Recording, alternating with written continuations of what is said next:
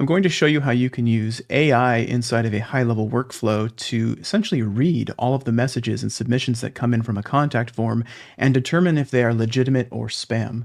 Now, if you're like me and you've got your high-level forms, or probably can relate to this with any form, you've got forms out there on websites, particularly annoying when it's on a client's website, and you're trying to measure how many people are contacting your client and being able to show an ROI, etc. And you're looking at some of the submissions and they're like marketing solicitations and spam and just junk that you don't want your client getting or you don't want to get yourself, and you only want the good leads or the good contact submissions to get through.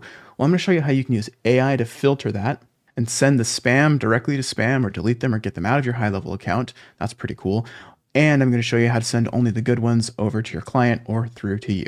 The first thing you need is a form. For this video, I'm going to assume that you have one. Next, we're going to go into our automation section and we're going to create a workflow. We'll start from scratch. We're going to add a trigger, and our trigger will be a form submission. So we can do a search for form submitted. We're going to add a filter, and that filter is basically going to let us say that our form is, and we're going to choose our form. So I'll choose customer service form and I'll hit save trigger. Next step, we want to add in an AI action here. So I'm going to search for AI and I'm going to scroll down until I find the AI decision maker. I'm going to click on that. And this action allows us to have everything flow through an AI with instructions and context to determine if this message should flow through or if it should be stopped and branched off somewhere else. Speaking of branches here, if I scroll down past this placeholder stuff here, you'll see that there are branches that we can label, and those branches will be legitimate or spam. So we're going to use the AI here and make two different branches. So I don't need 4, so I'm going to delete 2 of these default ones they dropped in here. I'm going to keep the default branch, and I'm going to have this one be just acceptable leads. So we'll call that the default, and I'm going to have this branch name be called spam messages. I'm going to get rid of that placeholder description. We'll come back in and write that in a second. And basically, if it's not a spam message, we're going to assume that it's a good, legitimate lead. Coming back up here to the decision maker, you can rename this action, say, determine if the message is spam or legit. For the instructions, I'll typically delete the entire thing, and additional context, I'll also delete it as well. They've basically put in placeholder content that gives you an idea for the amount of context or the type of context you need to provide.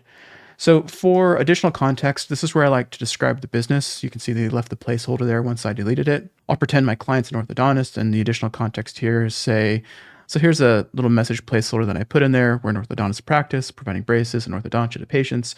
Patients typically fill out our contact form to request a consultation or send a message to our practice about their oral care. Perfect. Okay, that's the context of the messages and the types of responses that should be coming in from our form. So now the instructions here, I'm going to tell the AI what to do with the message. So here's the message that I wrote for instructions. I said, below is the content in the contact form. Evaluate the message to determine if it is someone looking to schedule a consultation, an existing patient contacting our office, or a typical message that a patient or would-be patient might submit to an orthodontist office. Anything that isn't a normal message from a patient or would-be patient should be considered spam. Here's the message to evaluate. So I'm going to click this little tag here, and now I wish that there was a thing that said form messages. There's not. Why? Well, because forms contain custom fields, so those are found under the contact, and then you can scroll down, find the custom field section, and here's all the form fields. So let's pretend it was this "How may we help you?" message inside of the contact form. Now, another thing that you can do with AI is, let's assume that it's not necessarily the message field that you're concerned about, but maybe there's other fields that you want to have it evaluate. You would simply place those in the context and instructions, and then obviously link them in. So I'm basically just telling it, look at the message, right? Because spam typically will have people put their messages in that, they're trying to sell you something.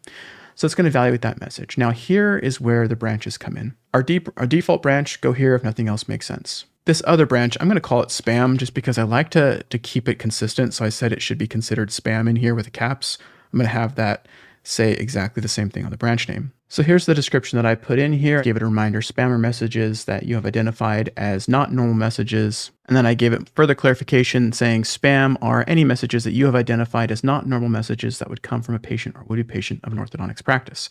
Terrific. Now, because we've given the AI only 2 different branches, anything it determines spam will go in here, and everything else must flow to the default branch. That's why we don't need to add another branch for legitimate messages, because if it's not spam, it goes here. So if the message is perfectly acceptable, let's add an action to the default branch and have this send the internal notification Two, and then again, you can determine the type of notification. I'll typically send mine as an email notification to the orthodontics practice. I'll put like from name, I'll fill all this in, and then I'll just down here, if you're not familiar with how this works, you can write a message that says, you got a new contact. And then again, simply just come in here and fill in like the contact's full name. And then go in here, find their email, phone, drop all the custom fields in, etc., and you're good to go. Now for the spam messages, I like to cover my bases, particularly if this is a client. So I want to make sure that spam messages are actually spam, particularly in the early weeks of implementing this. So I'll still send an internal notification.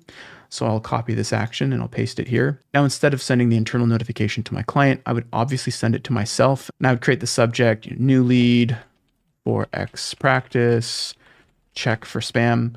And then I would have it be the exact same message that I filled out for this one, except this only comes to me. And when I get an email notification, I'm going to look at this. And if this was spam, great, it did its job. I'm going to let it keep running. If it wasn't spam, I'm going to obviously send this to my client and say, hey, the spam filter detected this, thought it was spam, but it wasn't. Here you go. Send it to them. Now, if you're finding that your spam messages are actually legitimate, or that the spam messages are getting through to the default branch, that means you just need to come in here and tweak your instructions and your additional context to make sure that you're catching the particular use cases that might have come through. An example of additional instructions you might provide would be further clarification on what spam messages are.